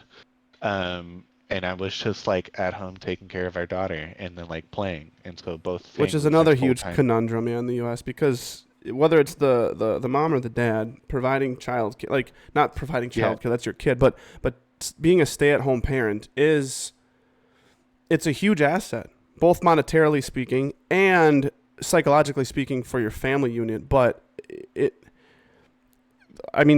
could go into an entire probably series of podcasts in terms of of parental care and how different countries and there's different systems set up around the world that are a little more beneficial to people that want to raise families. Not that anybody deserves anything more than the other unfairly, but I think in our country, at least in our culture, it has been made to be very difficult to be a stay-at-home parent and not be employed. It's very difficult to function. It's almost impossible. It's also really hard to have kids in general. Even if you Yeah. are employed, then that money needs to go towards daycare Yep. or something like Yep. that. And then a lot of people are like, well, what's the point of Yeah. going to work? Like they don't have a long-term career mindset. They're just Yeah. like, well, if I can't make money now, what's the point of having a job? Right. And so Exactly. so what was happening? So she ended up getting out of the military. We drove across the country through all the southern states, and Texas, and Sure. all of them down there from North Carolina into California. Moved into this house, and at some point, I did this like 3-day silent treatment because I was just tired of arguing all the time. Right. And she was like, started threatening one of a dozen times, finally, do you want to get a divorce kind of thing. And so we ended up doing that. We did that, and I was like, again, what am I going to do? Right. And so I ended up getting a job as a behavioral therapist, making like $13 an hour, part-time, working with kids, and that was phenomenal. Sure. But it reinforced my interest in games because the times with my clients, I was showing them they had like a Wii or they had a Nintendo 64 or Sure. they had something. And anytime I mentioned that or used that to incentivize good behavior, immediately they would like engage and pay attention. And then it just, even for me and my own experiences about games with my own parents, my dad, some of the best memories that I have are when he would let us play on his Nintendo or his PlayStation, Sure. or that special treatment that he would give like my older brother to get like on his computer. Sure. My Oh, yeah. dad's computer. Yep. That was a big deal. Oh yeah. Yeah, my son and so just started experiencing that, and then my daughter, they were both here for this weekend for Father's Day, and they're at their mom's now this evening. But not the newest Zelda game, but the one previous to this, Breath of the Wild, I think it's called. They my son actually got it for his birthday last month, and my daughter has been playing his Switch and that game more because he's been on either on the console or I've let him on my computer a couple times, and he's really into Fortnite right now and Call of Duty. And so my daughter, who has never been much of a gamer, but she really wanted to occupy her time. It was in the evening. We just got in from outside. There was really nothing else going on, and I'm cleaning up. And she started playing, and she asked for my help, and I was really busy. And I said, well, Maya, if you look, the important thing with a game like this is you just read through. So I had her just kind of sit down, focus, and I said, if you get pretty far and I see that you really like it, and it's something you want to do, we'll sit down and we'll beat the game together. We'll spend some time every night kind of working on it. And she came back to me in an hour because I had played through the beginning of that Zelda game with my son, and we kind of got stuck on a few puzzles, and we just kind of, that's how I am with a lot of story games, is I lost interest and I'll come back to it way later. But she busted right through that. And an hour later, she's showing me how to do all these different things. And I've never been a Zelda guy. I've played so many different games, but she was so elated. And it was manifested out of almost really just seeing her brother, but nothing, because she doesn't have a relationship with games quite yet, like so many other people do. And it is profound, the impact that technology has in our human experience. I really believe that, because like you said, it doesn't really matter where you come from. You can relate, and a lot of people light up and they become much more engaging when you can relate to something like that. Yeah, yeah, absolutely. So, there was one person in particular that had anger management issues. But the thing, like a really good, like probably cliche example that a lot of people would probably think is cliche, was if you think of the Hulk, which they had DC Universe at the time, I think there was something like that where it was basically a crossover between you realize that you have anger, but your heroes can manage their anger also. Yeah. And I remember just making that connection, just that like if I'm telling you to behave and just don't get mad or just breathe when you do, the client isn't going to listen to that. Any kid is not going to listen to a parental figure telling them how to manage their anger because it's just too hypothetical at that Yeah. point. You're talking at them no matter how hard you want to be talking to them. And even a child recognizes that so quickly. It's crazy. Yeah, Yeah. yeah. And so it also doesn't like I guess adhere deeply within their like behavioral structure at all. Right. And so it was just something like that. And so I started dating because now I was single, and my current partner, we've been together for almost 9 years. Holy cow, Rob. And Wow. yeah, it's been an amazing journey. By the way, I have to say I've learned so much about you in this short like 30, 40 minutes that I'm very honored, much more honored now for you opening up and sharing a lot of these personal details, but I've gotten to know you so much more than over the, in the last 40 minutes than over the last probably what was it 2, 3, 4 months now. Yeah. Yeah, there's a lot. So then Yeah, you ended up going back to school then eventually, and how did that come about? So I met my partner and I was like paying all of the bills initially with my behavioral therapist job, and she was just very thankful. But all the while still playing StarCraft 2 and modding for all of that. Sure. Just super passionate. I was like waking up at like 2 in the morning with all these ideas and going to bed, and it was just like You just knew without a just shadow of a doubt this is at this point of your life. I want this incorporated into my future. Let's if I get lucky enough to make a career out of it, then we're doing that. uh I didn't know that yet. It wasn't Okay. until my partner was like, this isn't paying enough. She finally had her like nursing degree or license. I'm not sure if Mm-hmm. they're different or one comes before the other. I'm not sure. But I was just like trying to help her while she got through finishing her school. Sure. And sure enough, it was like, well, she's making slightly more money than me. I can probably stop working and we'll be fine. And she's like, well, why don't you go to school? My company that I was working for as a behavioral therapist was like losing people all of a sudden. And they wanted to promote me to a 16 an hour salaried position as a social worker because at that point I had my bachelor's degree. I had finished my associate's degree. I got my bachelor's by the time we had lived back in California. Sure. All these people were leaving and they wanted to promote me, and I was just like, I don't know if I want to do this anymore. Sure. Like, I realized all the limitations with kids. I saw the potential with games. There was the company had all kinds of policies about how you could interact with people, and I couldn't help them the way that they needed to be helped. Okay. The problem wasn't with the kid, and my job was to teach kids coping mechanisms Right. to deal with the world and their parents even. We couldn't tell the parents how to behave as a behavioral therapist. Sure. So anyway, did a lot of people like look at you in terms of functionality as more like a psychologist than anything? And you're like, I'm not even like that's above what my capability of what I can do and how I can handle things. well, I felt like I could. I Okay. felt like I could do the job as a psychologist. I just wasn't getting paid for it. Right. And the policies, they just were like, you can't write a psychology plan for this person because you're not certified or you Sure. don't have a PhD or I felt like You got a lot I of red changed tape. a lot of I changed a lot of the kids' lives for the time that I was there. Sure. For the better. That's awesome. But it just got to the point where it's like now have this opportunity to like really commit or do I back off of this and like, and so she was like, why don't you just go to school for games? Sure. And I was just like, what? Like you're the Like, you're the one. You're the one right there. No, the whole thing was like, well, what I learned was when I got my laptop when I was homeless in Berkeley. When I got my laptop, I asked my grandma. I was like, what should I do?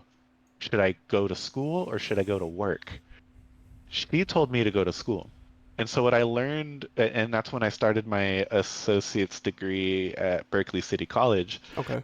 Um, she, she was like, I'll give you this laptop because you're doing school. Sure. So I saw that by doing what I was told and what people believed in, that I got support. And so with my partner, I had just decided to like back off of my job, and she was like, why don't you go to school for this? I just was like, Probably for real? Yeah, your mind is just blown. Yeah, and so at that time she was making $19 an hour, which I thought was like big bucks. I thought that was like phenomenal, Sure. and like $20 an hour would be the dream. Like, Oh, what a I world we was live in not, now. yeah, and so that was probably 7 or 8 years ago, Sure. and so what ended up happening was Minimum wage is still the same today, chat, by the way. yeah, no, it hasn't changed much. No. But so she told me to go to school. I started doing that, and I just put in 300%. Like I was just like, if I'm gonna do this, and I can't be there with my daughter, and I have made all the mistakes that I have made, and I don't know, just all of this, like it had to be worth something. It had to be Yeah. for something. Like I had the support from the house with my grandparents. Like I had all the second chances of like juvenile hall as a kid, and like all the people telling me that I don't belong in these situations and that I'm like better than this. Like all of this stuff up to this point of like divorce, and like what was it all for? Right. And so I ended up It's just mom's every day. spaghetti time. Knees weak, arms are heavy. Vomit on the sweater already. That is nailed it. That's exactly what it was. I was just like, this is go time. Either I'm doing this or it's not gonna work, and I don't know. I go work at McDonald's forever. I mean, that's nothing against people who work at Just McDonald's. That's a not hard Kohl's. job. Yeah, right. I It is. I had a job at McDonald's for a while. It was the hardest job, and underappreciated, Oh, to yeah. be honest. Absolutely. But but But they not it accepted also not me what without experience. Yeah, not where you would see your career going after putting in investing so much time, energy, blood, sweat, and tears into schooling either. Yeah. And again, Yeah. that's not a knock on McDonald's, but you have a different direction that you wanted your life to go. Yeah. Yeah. Yeah. So then you ended up going to school. It's specifically for just game design, correct? Yeah, it is a master's degree in game design. That's where it was. From homeless to 2 degrees. Yeah. 2 degree. One Yeah. of them being from homeless to a master's degree in game design, and that is actually, I hadn't. You all who are listening and typing those so vigorously in the chat. A lot of this is stuff that I had no idea that Rob had gone through before I even brought him on. And so I'm very grateful that you shared all this. And this makes just listening to your origin story is incredible because that's profound that you go from one to the other and you look at everything that would happen in between. Thanks. Yeah. Been quite a trip. Sure. No, I can only imagine. And so when you were going to school, getting your master's degree, the entire time, are you thinking like without a shadow of a doubt, there's no turning back at this point. So there is no more McDonald's on the table. I'm going to continue and I'm going to finish. I'm going to get my degree. And this is where I wanted to go with it.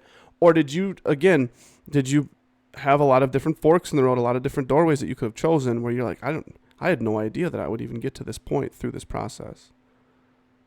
I feel like because of the support of my partner, So when she started at $19 an hour, she was driving into San Francisco a lot. Sure. And we were coming into San Francisco a lot from another city that we were living in. And it was just like, well, why don't we live there? Like, why don't we start saving up for that? Yeah. And so that was a fork in the road sort of thing. Do we go to a cheaper city and maybe just do classes online, or do we move into San Francisco? And we ended up being like, okay, it doesn't have to be nice. It can be the rule was it needs to just have a San Francisco city address. Like it Sure. doesn't even have to be. And so that was the goal. Is we just get close. We just get over there, and then we'll figure it out. And sure enough, when we did that, she started getting more money because we were closer, and it was easier for her to get to the jobs in San Francisco. Sure. And so sure enough, suddenly she got bumped up to like. There was one interview that she had where they laughed at her because of what she asked for. She was like aiming for that $20 an hour, that 25 even, and they just were like, "You need to step out of here and come back in and ask for more than that." And one of the ladies went out and told her, "You need to ask for 35." Holy cow. And so went back in and she asked for the 35 and she got it. And sure enough, like that's been the process. Is it just her income has gone up, and so my life while going to school, I was like really appreciative the whole time. Sure. Just being like, look, I have this support. There's no reason why I can't give like everything I've got into this and do a really good job and take everything I can from it. Sure. And so sure. This Mom's was spaghetti. easy street for me. Yeah. Yeah, exactly. This was easy street for me because home was fine. Sure. Stability was there, and I could just. The hard stuff was school. The hard stuff was the homework assignments. The hard stuff was networking, and like how hard could that be compared Oh, to yeah. being homeless or any of that stuff? Like, Hey, life is yeah, all about perspective, and you Yep.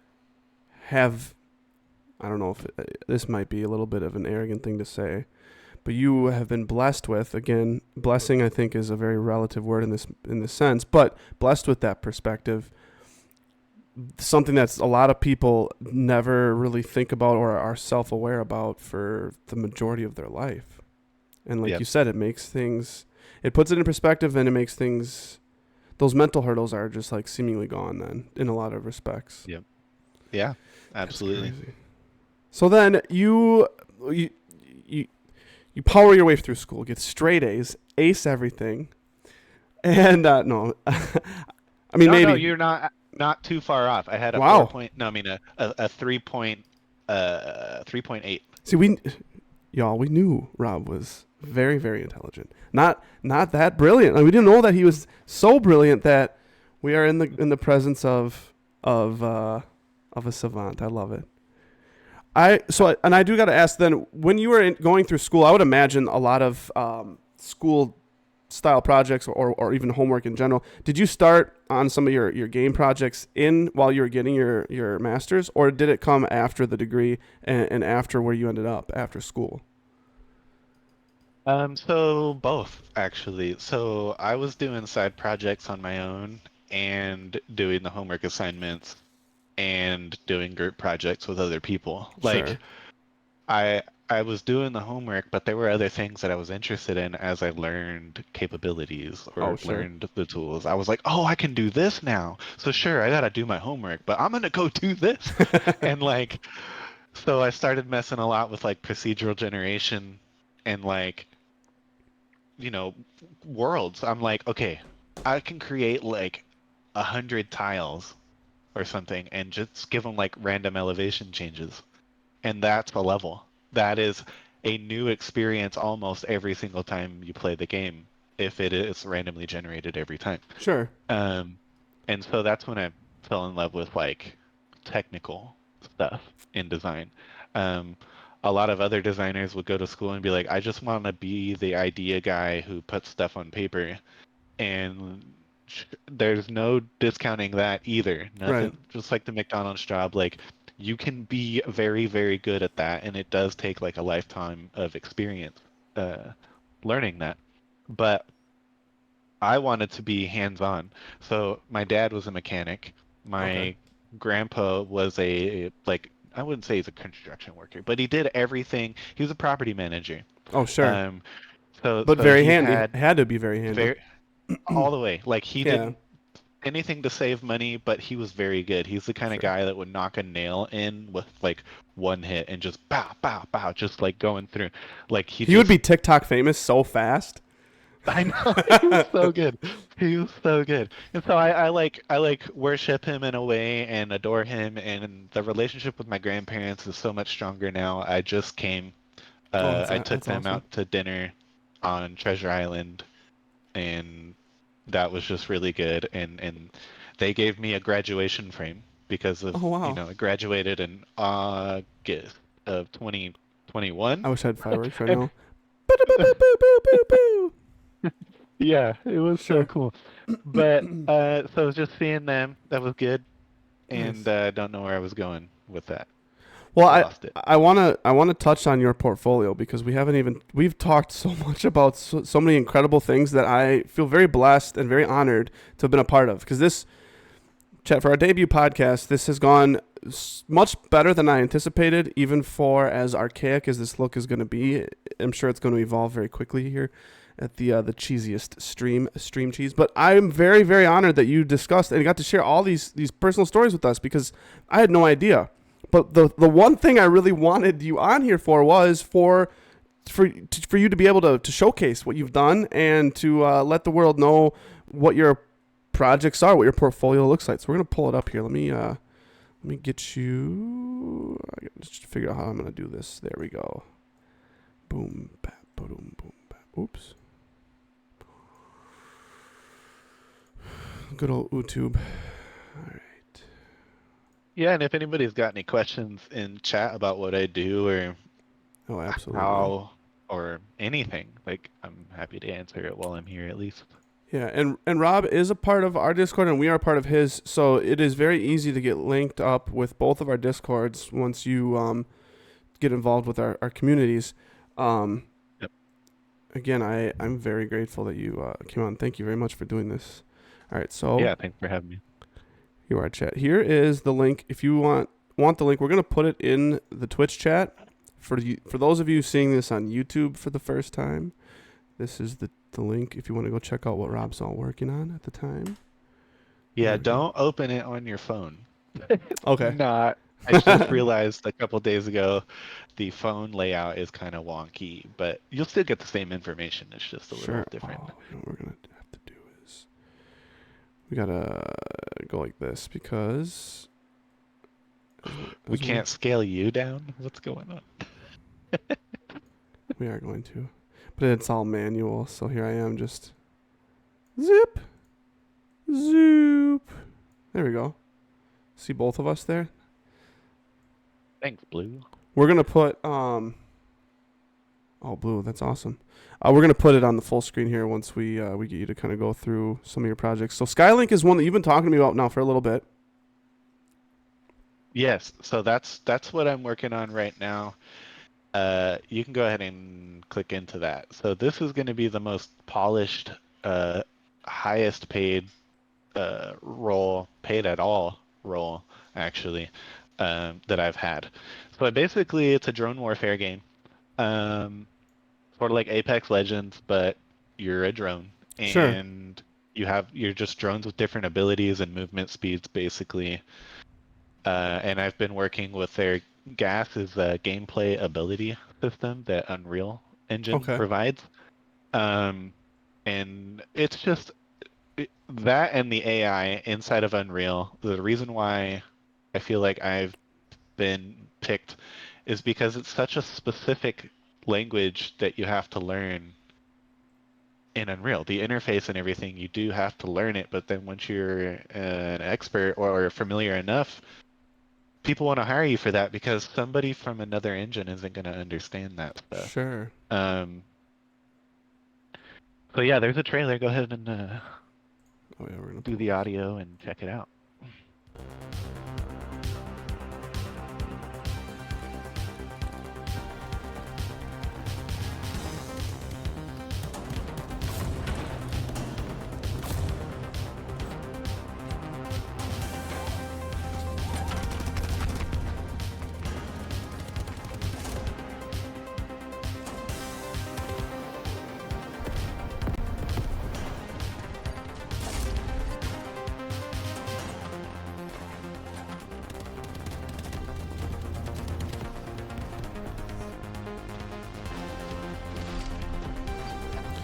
I love the environments that you guys have created for this. Thanks. Love it, love it. Yeah, that was awesome. That's incredible. Yeah, so they, I don't know if I want to go.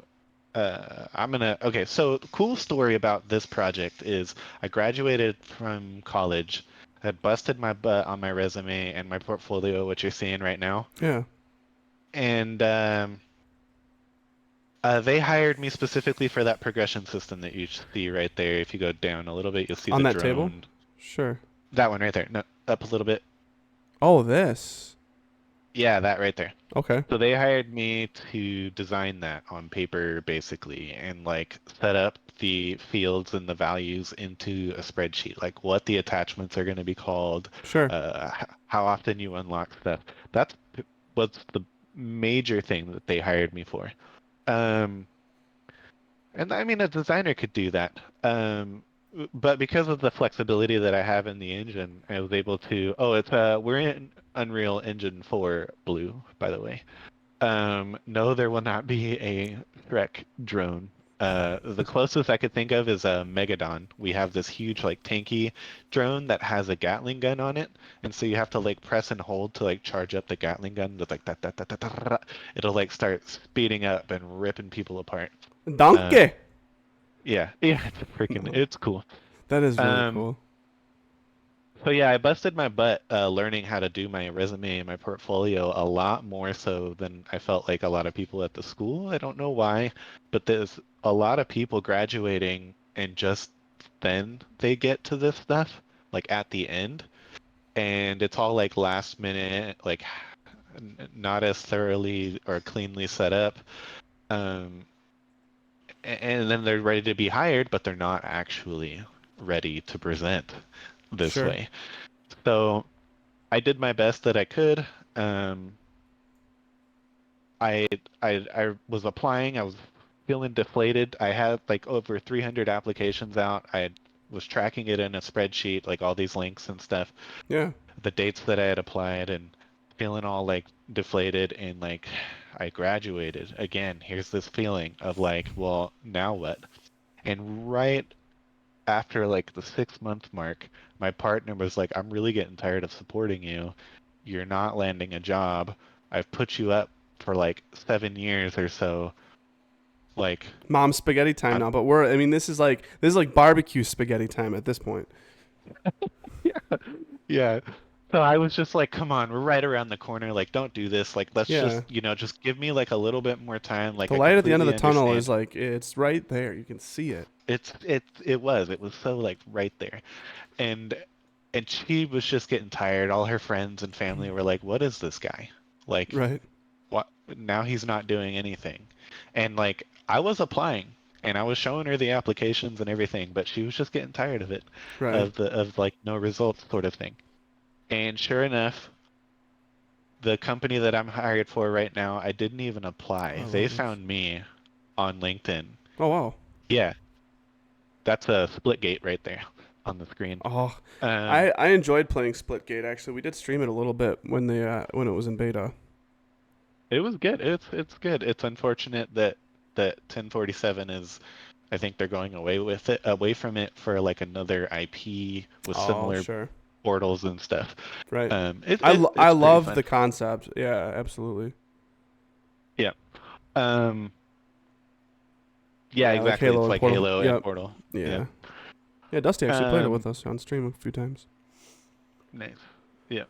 So anyway, that was kind of the way it went, and they seemed really interested in hiring me, and just very honored to have the position. And I was like, I'll be in touch in like 2 weeks, and then the director reached out to me within like 2 days and was like, can we talk now?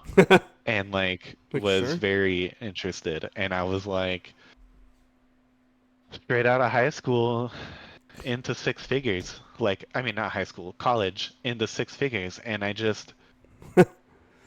I still am just, you know, can't believe it. And, and I'm sitting in here and I have my own office now. And like this fancy chair that's That looks. way. I was gonna comment before, but that looks so incredibly comfortable. You got to give a shout out It to what is. kind of chair that is, because I don't even know what that is. So it's an Arozzi, Arozzi. Oh, it's And a it's a desk soft gaming chair. No. Well, I actually have their desk also. Actually, I'm gonna, while we're talking about it, take this opportunity to, you know. I love it. Ugh. Oh yeah, you've So got. I have that blue one right Look there. at that. He's got the standing desk with this beautiful, luxurious. That one right there. Arose. Yep. Oh, that's pretty sexy. I like it. It is. I had a Secret Labs. That's See- why I see okay. it, and Sure. I see it in your stream, and I'm just like, I will never do that again. No. Just because I had that chair for about 4 years, and it started getting flaky, and everywhere I went, it was just flaking off and Oh, leaving wow. a mess. So this one's actually a fabric. It's not pleather or leather or anything like that. I'm so And very glad that you told me that, because I think I probably would have never have known to steer otherwise. To when we acquire another chair, that is incredible. Right. That's a little bit of food for thought right there, chat. When you're looking to get an office chair or a desk chair. yeah, especially when it Interesting. gets warm. Yeah. You don't want a chair that's gonna stick. No. And yeah, so this is like laying on a pillow all the time. Like I love could that. just like, it's so good. Love Anyway. it. Love it. Love it. So So Rob goes from homeless to by far the most underrated game designer on the planet right now, chat. I mean, we have to be. Let's be real here. But I am very honored. Thank you so very much for again sharing all those personal details. But just taking the time out. I know we were trying to get the podcast up and running for so long. It's been almost a week and a half, 2 weeks. And then Rob sat with me in Discord, and he stayed on hold because I was trying to scramble at the last minute. We had a Father's Day celebration earlier too with the fam, and the weeks go by so fast when you're working and you got family stuff going on. Oh, time is flown. I can't actually believe we were going to debut the podcast starting 2 weekends ago, and we're here. But I am honored that you put away so much time to be a part of this, and it's been an honor talking to you. I appreciate and love you very much, my friend. Yours is getting flaky too, Blue. I hear you. So before we sign off and conclude this beautiful experience known as Stream Cheese, I want you to shout out whatever project we just talked a lot about Skylink. If you want to touch more about Skylink or go into another project real quick, and just plug yourself as much as you want, and have people direct them where they can find your stuff and where they can find you at, Rob. Well, in Discord right now, I have a link tree in my profile. If you click on my name in there, and I'm running a bunch of communities for San Francisco game developers. I have a group on LinkedIn, another one in Discord, and another one on Facebook. The Facebook one is the most successful so far with 200 people, Nice. but the other ones are about 50 each. They're pretty new. LinkedIn actually is up to 82 now, which is cool. Oh, wow. And we just had a mixer a couple days ago, a networking mixer where people just come and hang out, talk about games that they're working on or that they're playing, and we do showcase events. I'm a co-host for these mixers, so I promote them into all of these communities, and I'm also in touch with other hosts who put together events within San Francisco. We have another group specifically that does like a TED Talk. Nice. That is under San Francisco Game Development. That's what that's what his group is called.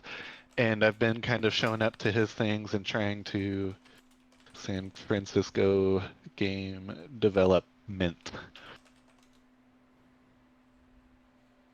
Yeah. And there you go. That's the meetup right there. Yep, you got it. Love it. And so they do regular things. It's a really high quality experience, and the other one that I'm Holy cow, closer to. there's 6,000 members in there. That's crazy.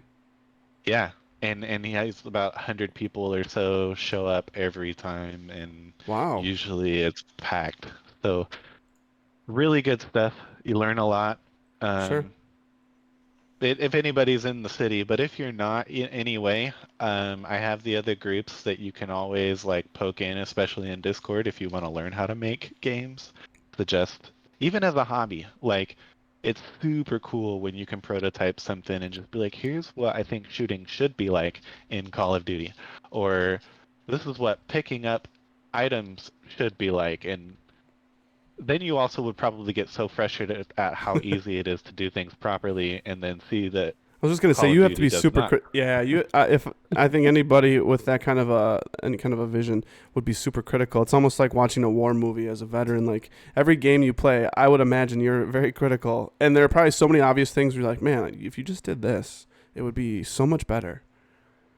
Yeah, and there's also the sympathetic side of it too. How right? strong Because melee should be, Dusty says. Yeah. There are things that are actually hard. So as a small developer, you can do anything you want, and you don't have to like get permission or approval by anybody, and so things happen really, really fast. But then you have things like hitboxes and like technical stuff that you're like sharing with several people who have like developed it together, and it ends up being like a lot harder for like communication and yes, absolutely. Yeah.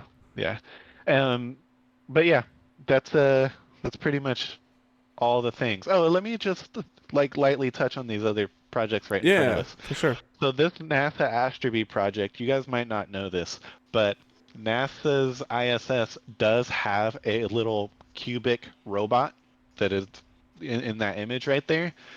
And so our job was to create a game for NASA to spread awareness about Astrobee, which is a real robot. People didn't know that, and they still don't. That's awesome. And you can technically control it from here, from your own computer. I don't have the link here or anything like that, but you have to go through like NASA's website, and they will let you control it and fly around the ISS. Oh wow! And so my job was to create prototypes for like mini games. Imagine if you were a robot flying around the ISS, what could you do? Sure. And so we had little games, sort of. I saw a lot of references here in the cheesy Kobe Discord about what's that little cartoony 2D game that people are murdering each other? Among Us. Among Us, yeah. Yeah. So I looked at Among Us a lot. Go ahead and hit play.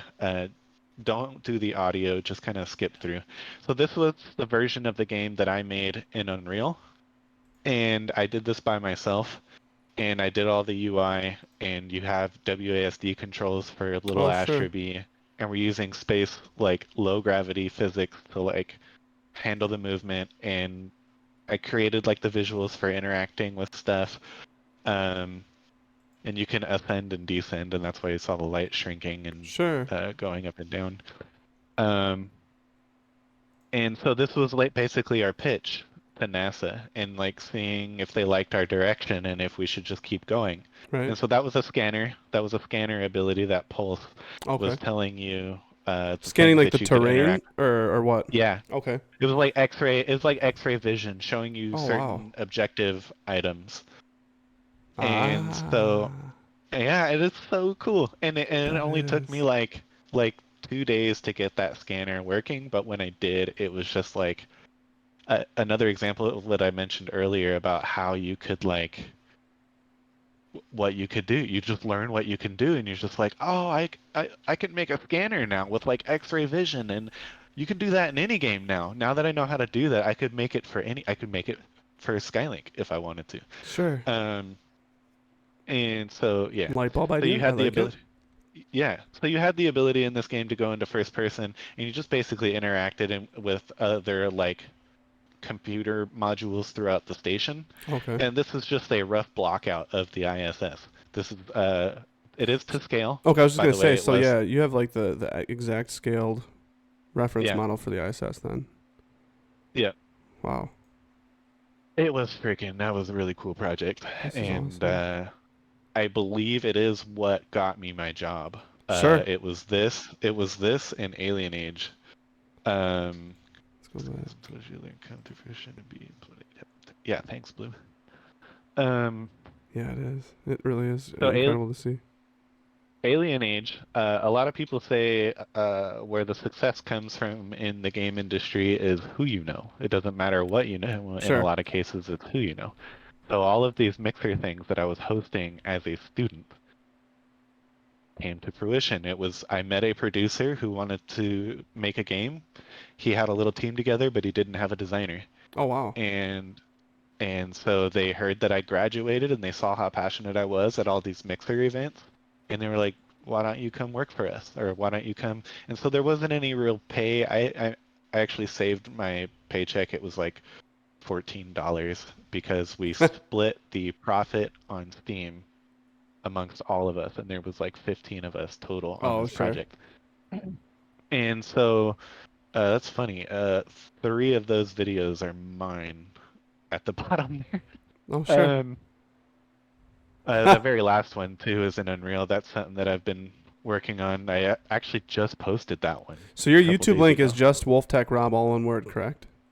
Yes. Okay, there you go, chat. So, because I can't see your link tree in Discord right now because we're in a video call, and you have I think we both probably have streamer mode enabled, so your profile is blank for me. I was gonna link your link tree, but yeah, we'll get for those of you who want more WolfTechRob, please by all means go explore on YouTube.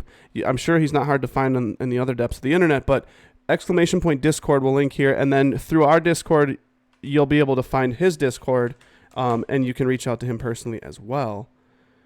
But this is awesome. So what am I looking at here for Alien Age? So that screenshot right there is the prototype of like hexagonal level. You have a UFO that you can fly around. And so the idea was that you are a UFO picking up resources, and Oh, sure. we're trying to justify the technological advancements of the 19th century that seem obnoxious, right? All of a sudden, we're progressing through computers and quantum whatever, and we just wanted to use alien conspiracy to explain that. I love that. And that was all my idea. We love a good and alien I had- conspiracy here at the stream. Cheese. Yeah. So I had pitched them like 10 different ideas, and they picked one that was the most feasible. And we ended up, that's the result right there, that Sure. screenshot. We had a UI artist that made some cool stuff. We had a VFX artist that did some really cool stuff. Oh, wow. Those clouds acted as like a fog of war. They cleared as you progressed. That space age town right there in that picture, that's a town. And so you've advanced it from the Stone Age all the way up to the Space Age. And that was basically how you won, is you got all the towns up to the Space Age before they got frustrated and gave up on the world, I guess. Sure. This gives me hardcore Civilization vibes when you lay it out like that. Yeah, we were inspired by Overcooked and Hexonia, which is a mobile game. Is very much like a turn-based progress your civilization, but very simple controls.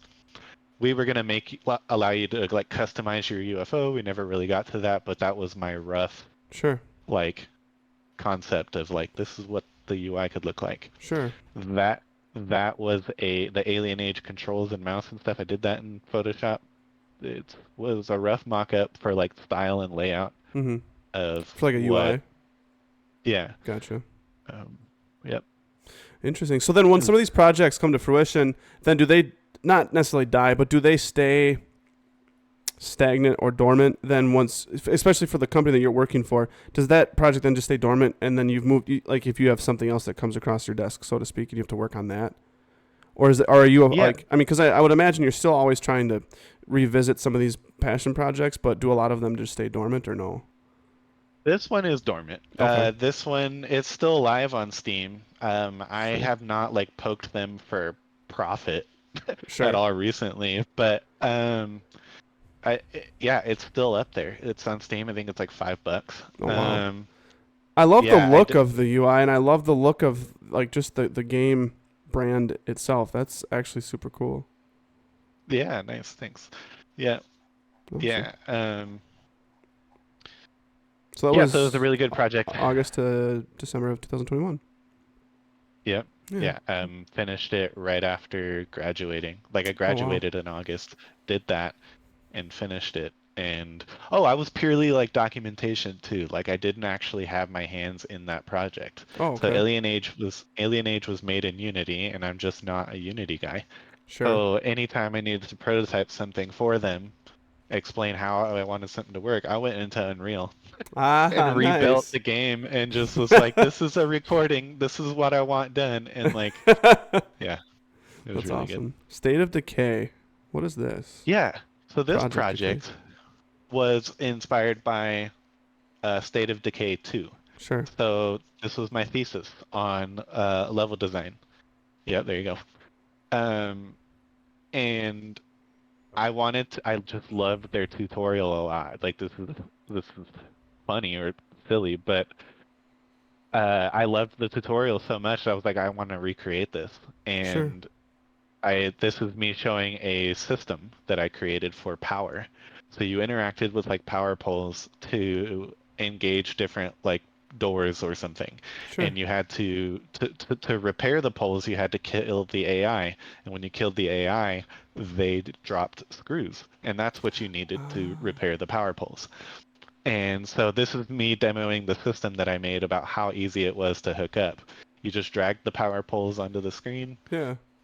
or onto the level, and then you literally would like click on them, click a dropper, and then choose the pole that you wanted to connect. Sure. And It's like roller coaster tycoon.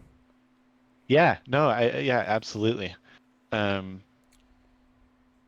I ended up doing that. I learned a bit of AI in there because I needed a basic AI to get, attack or to get hit.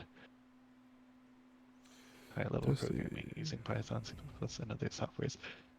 Would you say most of that knowledge would transfer when trying to make a game? Yeah, absolutely, especially C++. It's like the base language of all game engines almost, except for Unity. Like a lot of studios will build their games off of C++. Yeah, see, Dusty Ping was going to be one of our guests tonight. We're going to have him on to talk about his experience in robotics. I really, it goes. I feel like it would have been a really cool hand-in-hand conversation too, which we'll have him. And Rob's always around the Discord too, which is just beautiful. So we'll have plenty of stellar conversations. But yeah, that's interesting. Yeah.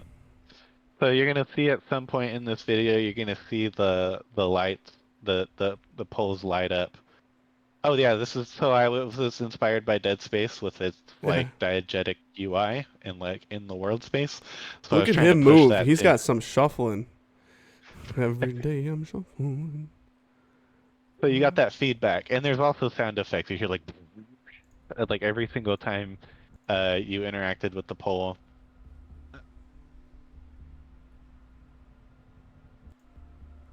Yeah, and so creating those doors was surprisingly complicated. I think doors are always surprisingly complicated when it comes to making them. You have to account for collision and player movement speeds and all of that.